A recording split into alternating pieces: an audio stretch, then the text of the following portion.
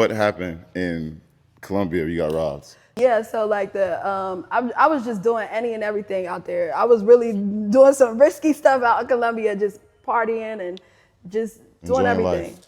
Yeah, enjoying, like having a great time. Like I loved it out there. And then I'm like, and I'm like having this whole series of like, hey, I'm on a mission to find the creative scene all over the world.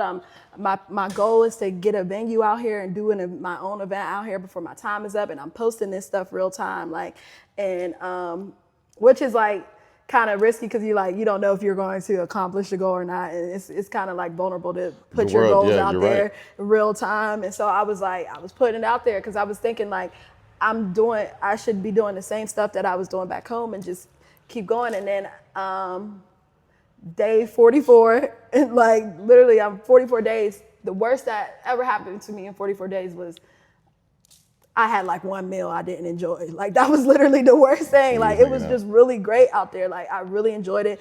I enjoyed like the diversity in the locals too. Like, cause they got a lot of, there's Black Colombians, there's other, like even just, I like the style of the music. I liked hearing the different music when I was in the Ubers and stuff. Like I took so many videos of songs. I'm like, yo, I should sample this, I should do this. I would be freestyling some songs at home, but I wasn't getting in the studio necessarily. And I did some performances out there and stuff. I was performing and stuff. I had performed maybe like three or four times out there. And then regular day, I'm going, and this is when I was talking about whether or not I should go to, because I was loving Colombia, but I also was supposed to be doing a retreat with this scammer girl.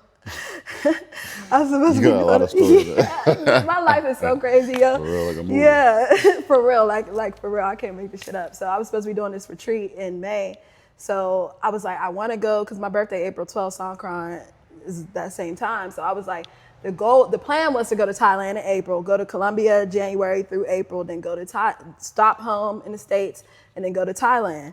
But like, I had this retreat that was supposed to happen in May, and I'm like, I don't know, maybe I should just stay in Colombia, and the retreat was in Puerto Rico. So I was like, I don't know if I want to go all the way over there. I was actually talking to my mom, and I was like, I was so confused. I was like, I don't know what to do. Like, should I just stay in Colombia till May? Should I go to Thailand? She's like, well, would you do that long flight just to come back a month later? I'm like, I don't know what to do. I was so confused. I was like, I'm hungry. I was trying to go swimming. Right. I was confused about everything. Like I was trying to go swimming that day. The pool was closed. I'm like, damn. So I was like, well, let me go out to eat. And I was like, all right, well, I'm gonna call Uber to this place and go get something to eat. And then I was like, no, I'm gonna walk in the neighborhood. And then I start walking, I'm like 4 minutes in, I'm like, no, I'm gonna go get an Uber. It's like, I'm just confused. And I think confusion causes different things as well when you're not decisive about what you wanna do. So then I end up calling the Uber. Now, I'm actually like, my mom had just told me like, cause she's seeing my stuff where I'm like, oh, they told me not to go in this part of town, but I went anyway and I performed, and she's like, well, you need to move with caution. I'm like, you think I'm not moving with caution? Like, I'm out here, like, I'm being careful, and I was being careful in places that they told me I should be careful. But I lived in a nice part of Colombia, or of Medellín. I lived in Medellín. And, Man, that's the coke capital. yeah, but I had a great time out there. And That's I was where Griselda Blanco from. And Pablo Escobar, yeah. So I was like,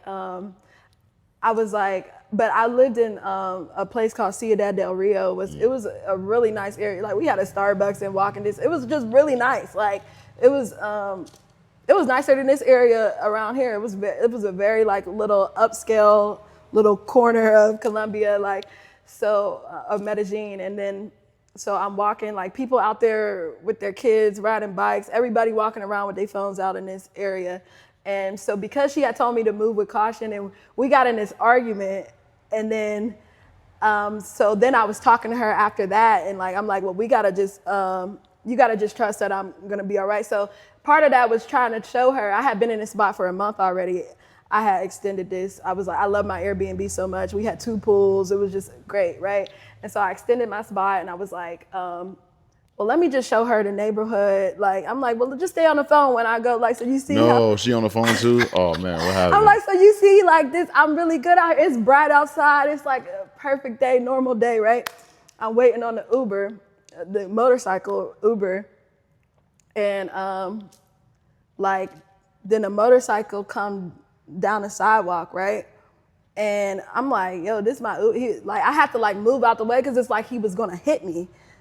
And then I didn't realize he was coming for me. Like he was coming for me. And he snatched my phone out my hand, and my lip got busted in the process. He hit you?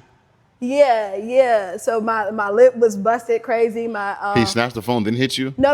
I think when he snatched, because he snatched it like mad violent, like, and I had moved right before, like it was like a very aggressive snatch, because he's riding down the sidewalk, and it was just like snatch my shit, like out of nowhere. It was like a regular ass day. It just out of nowhere, and then I try to chase after him, then I fall. Not even like run, then I fall. No. Nigga, I fall on like instantly. The second step. I'm like, what the fuck, man? So like I got this big, my knees still healing. But like this happened in March. So I got this, and I just don't know what to do. I'm like, fuck, now I don't have no. And your mom is on the phone for this. She's on the phone and she's like, give my daughter her phone back. She like, cause she actually could see the guy come down, and she was like, I thought it was the Uber because she saw him too. Like real quick, like seeing the motorcycle, and it happened so quick. Like you only think, oh, is this my Uber? Because he's coming. Because I had just checked my phone. The Uber was about to come in like 1 minute. He came the same time as the Uber was supposed to come, right? And out of here, right? I fell. I couldn't even do shit. And then some people come by, they're like, her phone. They're like, oh, she don't know no Spanish. She don't know no Spanish. So I'm like, fuck. Then I realized like, damn, I'm really out here alone.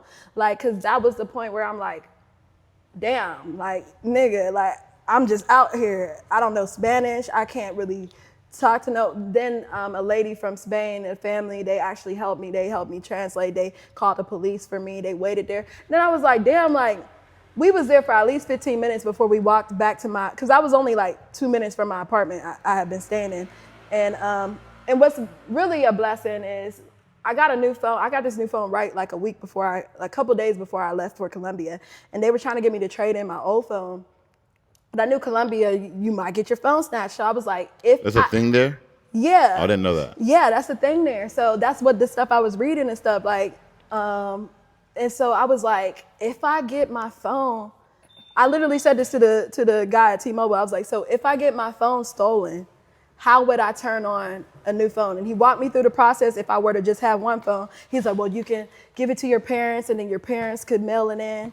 Or I'm like, but if I kept the other phone, how would that work? He's like, well, you just get on the one. I was like, all right, I'm gonna keep both phones just in case. Smart. Right, so I had and my parents were there for that. So my mom, she was worried, but she knew that. Wait, they were in Colombia? No. When I went and got the phone before I left, like they were there. So she knew that I would be calling her eventually when I got to my old phone. So that was really a blessing, because if I didn't have that other phone, yes. I don't know what I would have done. Like I lost all my content too because I didn't have something told me to back it up like a couple days before, and I didn't back it up. I lost all my content. I only got what I edited and what I actually posted. But that's why I said, edit your shit and post it, because you might not keep that forever. So police really didn't do nothing.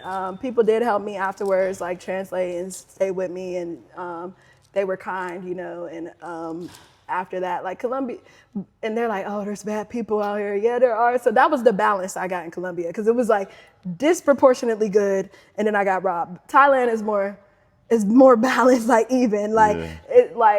It's like smells good for a second, and it stinks the next second. Like that is very balanced, like very even balance. Where out there it was like amazing, and then you get robbed. So and then I was thinking, I was like, damn. So like we stood out there for like 20 minutes. My Uber, I didn't see no motorcycle pull up. I ain't see nobody pull up looking for me. I'm like, I wonder what happened to the ride. You think your Uber robbed And then I know he did, so I'm gonna tell you. So I got on the other phone. What? Yeah, I got on the phone and I went to the Uber app, and it was like, thank you for taking your ride, right?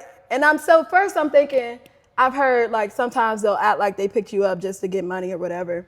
And I'm like, no, I didn't take this ride, so I dispute it, right? Uber come back like, nah, the charge will still stand because our GPS technology shows that you were in the car with the driver. So they tracked my phone to his car. Yo. So that's how I know it was the Uber driver. That's nuts. Yeah, so I called the robber to come rob me. I was just gonna say, I was like, I wonder how he knew he was standing there. He was waiting for the you. Uber.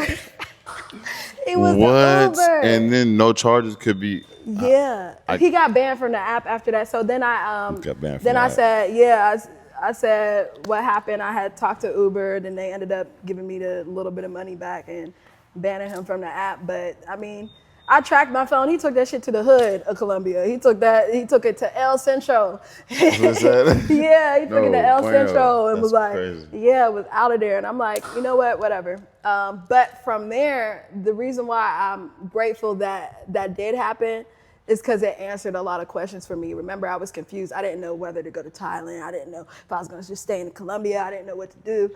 And that told me I need to keep going and stick to the plan. And so I stuck to the plan, and I ended up, and then also it inspired me to get in the studio. So the last 3 weeks I was in Colombia, I actually recorded a 9-song project. I found a really state-of-the-art studio out there, beautiful, like top-notch studio where renowned people from all over Colombia, like the Godfather of Jazz in Colombia records there, and it's just a beautiful studio called El Alto Studios.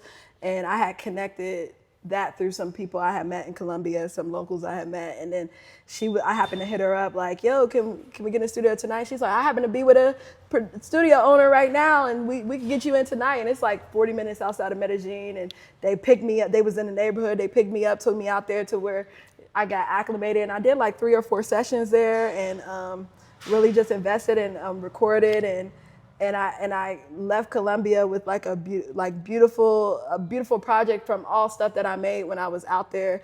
Some of it was stuff that I made before like a couple or 2 or 3 songs and stuff I wrote before I got robbed, and then like a lot of them was afterwards. And I dealt with a lot in the aftermath of not only getting robbed, but because I shared it on social media, because I was sharing everything like on social media, like I was doing this whole series like about let me do this, and then I got on there and was like, yeah, and I've been here 45 days. Yesterday I got robbed, and then I dealt with, and then I kind of like shut down after that. I had changed my name on Instagram, and I took everything off my page. I just put everything back up just now, but it was like I took everything off my page, and so a lot of people were like treating me like a victim. Like I took a social media break.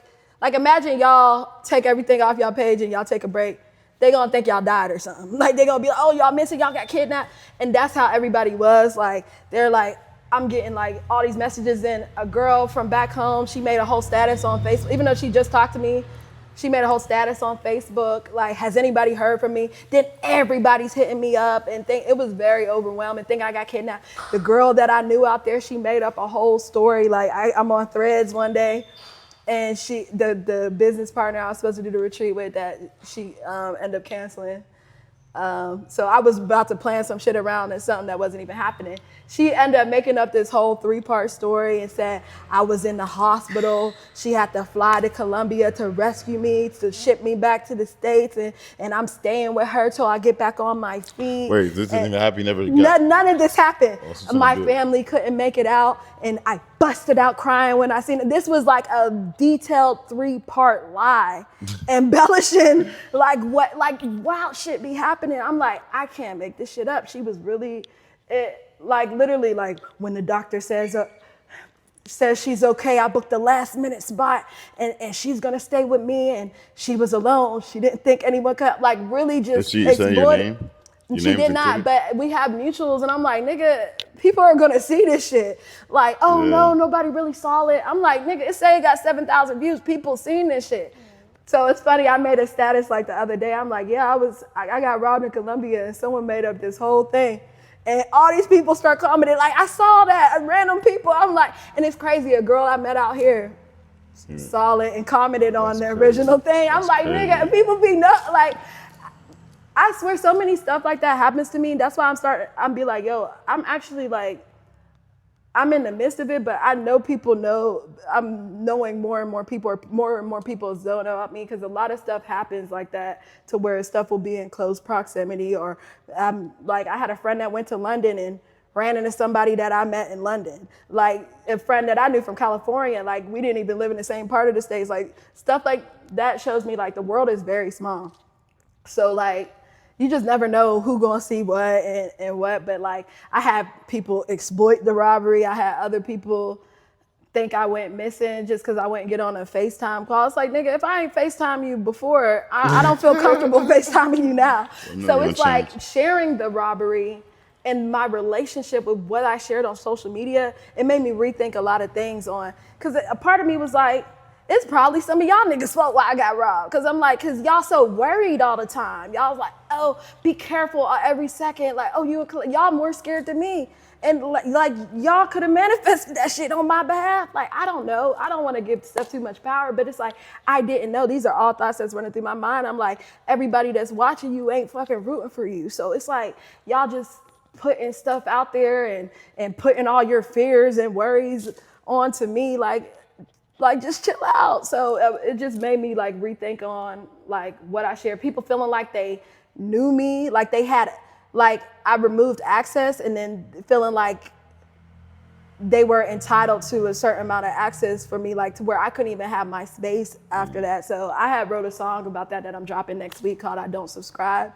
And it's basically, I was showing her earlier. Yeah, so it's basically that song is the one mostly directly related to the robbery, but not only that, but the aftermath of being treated. Like, I wanted to share the story, but by sharing the story, you automatically get treated like, oh, I'm so sorry. A victim. Like, oh, poor you. And I don't like being looked at like that. I shared it for sharing it, because I was sharing the good, you know, I got to share the bad too, you know. But then it's like, oh, I'm so sorry. Even to the point where I even like opened up more about it. I'm like I can share you my highs, but when I share you my lows, it makes me feel like I'm being victimized. So I could either keep going or black out. And I blacked out. I took everything off, and I just got back to like actually posting and stuff again recently. And it's been like 3-4 months. But people underneath that post, I just said, I'm so sorry. They sending me all the fair. I'm like, oh, y'all are missing the point. So hopefully when I drop this song, like it could answer a lot of questions, because that was like directly related to that girl just making up all that stuff. And I don't be thinking all these bad things and typing out some fictional story about me with me inspired by my real life situation, and you posting shit for views and shit like this. But it's wild, because like you will encounter people on this journey, and they not all your friends. You know what I'm saying? Like you'll be in closer proximity to people because you share the commonality of being a nomad or traveling, or both being from the States. So it's like you're in proximity to people, so, and y'all have that in common already, so you're more likely to be friends. But you gotta be careful about who you be around or align yourself with, because like some of these people they ruthless, like, and it's real out here, and they will do, and especially when they're out here without like a reliable source of income, people that will do anything to survive. And you got to think about it like that, and at the expense of you, like the dude that ran off on my money with the shit and didn't pay the landlord. Like, people, not everybody has morals, not everybody is going to do the right thing, not everybody is like you, and you just gotta kind of have discernment, you know, when you're aligning yourself with people or when you're trusting people over here. Because it's like, these are the same people that, like, nigga, you could have had me homeless out here in another country. Like, that's really wild to me. Like, that's really wild to me. And you could have had me home, right? Yeah. You could have, like, old girl, like, you just making up shit about, like, making up and didn't care. Like, there's people that know me, that know what because I just shared I got robbed, nigga. You put enough in there that they know it was me. But what's crazy is that shit happened. So much was going on. I actually forgot that happened. And so I was actually around. I totally forgot that happened. I seen it when I was with her, and she's like, "I know, I'll take it down or whatever." You was with her? I was with her. Oh, I was scrolling with her, and I seen this shit, and I'm like, I'm reading this shit out loud. I'm like, what the fuck is this? And she's like, oh yeah, I know. I just, I'll take it down. Cause she was supposed to be somewhere else and had lied to them, and she was like, I just need them to see that I whatever. You were a scapegoat. Yeah, but nigga, you ain't have to do all that to be a scapegoat. Wish bad on me. Yeah, cool. I'm telling, and when I'm not exaggerating, I'll send y'all the screenshot. Like, it's on Threads too. She had deleted part 1, but part 2 and 3 was still on there. I got a screenshot of part 2 and 3. But because I was in the midst of with her when it happened, it kind of softened the blow, and I didn't even think to take screenshots. Plus, I just got robbed 3 days ago, right? And she wasn't even in the country at that point. She was there my first 2 weeks of Colombia, and then she went to Peru for a month, and then she came back, but she was already coming back. She didn't come back because I got robbed. So I forgot that happened. Then 3 weeks later, I'm hanging out with one of my friends that I was hanging out with when at Colombia before I got robbed. And we talking, and I'm like, oh yeah, my business partner did end up coming back. And she's like, that's what I wanted to ask you. I seen something on Threads. No. And that's how I remembered that even happened. Yeah.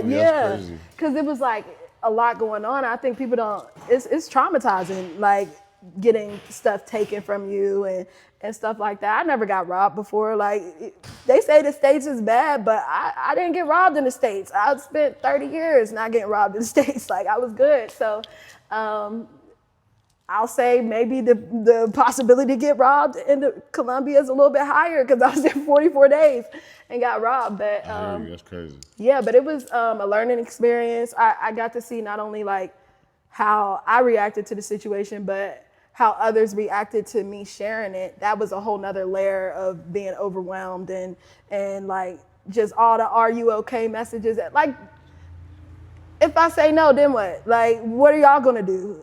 Like, what do you mean? Like, it's like, what is the end to this? Like, what do you want me to, like, I don't want to.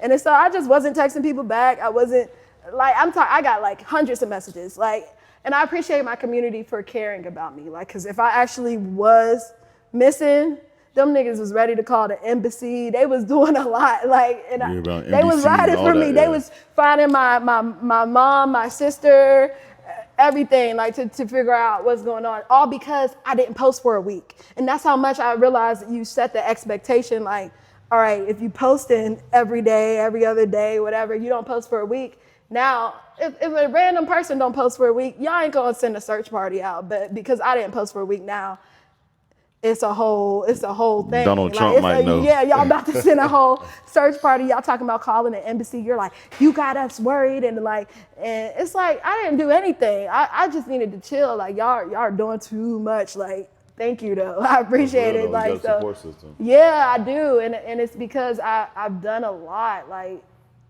I've done a lot. I've curated over 100 events. We did a festival last year, all indie artists, 2-day Black Arts Festival, music, art, film, dance, cuisine, fashion, called Pulse Experience. Like, I've done a lot for my community, and I've added to my creative community in Charlotte a lot. And then I also moved around a lot in the States. I traveled a lot in the States as a creative before actually moving. So I feel like all of that adds up. Like, my growth has been really slow but steady, and I built like a really good foundation, like of people, to where like I think it's better for me than if I was to just blow up overnight. Like, it's been like, because I've learned so much by just doing shit. Like, I feel like experience is the greatest teacher. I didn't think, I was like, damn, I was about to pull out of the event in Thailand because I'm like, shit, I don't know. I know I can do it, but maybe it's too soon. It's like, because the only date, it was like 2 weeks out. I'm like, there was 2 other Black events that same day. I was like, I don't know. I started feeling like doubt. And I was talking to D-Mac actually, and he was like, I feel you. But then he was like, nah, like, do that because you're going to learn so much by doing it. And I did. And then and even doing an event back home without me being there, I learned so much by just application. And now we about to do a second event now, where if we would have waited, we still would have been doing the first one. And you just got to do shit. I just be doing shit I know how. When I first started doing music, I start putting it out before I had a whole plan, and I learned a lot, and I grew a lot through that. So I'll just recommend anybody just do it. Like, go to these different countries. I've learned so much more just by traveling. Like, today actually is my 6-month anniversary from when I left the States. I left January 26th. So wow. Yeah, so it's 6 months to the day. So yeah, so I've been like, I feel like when you do this journey, you learn. It's like a time capsule of just like learning. Like, especially solo, as a woman solo, it's like, it's just different, like just navigating out here and stuff like that. But I feel like I don't feel alone, even though I'm a solo traveler. I think it's important. I found a lot of community out here, and I think it's important to find that wherever you go.